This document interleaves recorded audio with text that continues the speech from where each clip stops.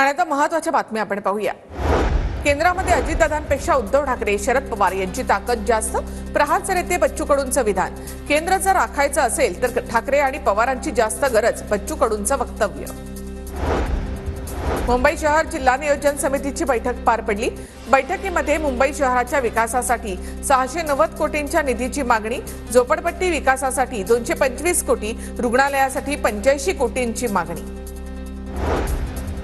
पुण्यामधील शिक्षणाच्या दर्जावरून नियोजन बैठकीमध्ये प्रश्न उपस्थित, जिल्ह्यामध्ये शिक्षणाचा दर्जा सुधारा, आमदार खासदारांचं एकमत। बैठकीमध्ये आमदार खासदारांनी अजित पवारांसमोरच उपस्थित केले प्रश्न।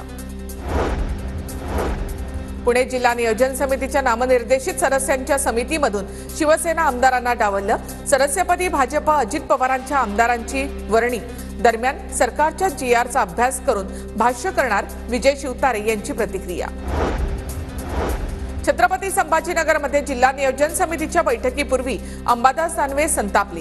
सोबतच्या सहकाऱ्यांना पोलिसांनी प्रवेश नाकारल्यामुळे दानवेंचा संताप। उपमुख्यमंत्री शिंदेंच्या वाढदिवसाच्या निमित्तानं युवा सेनेकडून राज्यभरामध्ये कॉमन मॅन दिन। 9 फेब्रुवारीला युवा सेना राज्यभरामध्ये कॉमन मॅन दिन साजरा करणार।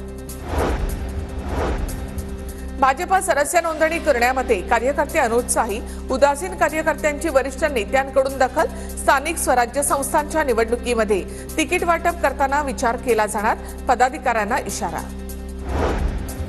सुप्रिया सुळे यांची नांदेड गावातील विहिरीला भेट। विहिरीतील प्रदूषित पाण्यामुळे जीपीएस आजार वाढल्यामुळे सुळेंकडून भेट। सुप्रिया सुळेंनी ग्रामस्थांशी संवाद साधला। खासदार मेधा कुलकर्णी यांनी उपमुख्यमंत्री अजित पवारांची भेट घेतली। जिल्हा नियोजन समितीच्या बैठकीच्या आधी भेट। मुळामुठा नदी पात्रामध्ये होणाऱ्या नदी सुधार प्रकल्पासंदर्भात ही भेट। यवतमाळच्या पुसदमध्ये खासदार संजय देशमुखांची आढावा बैठक। नागरिकांच्या समस्या सोडवण्याचे देशमुखांचे निर्देश।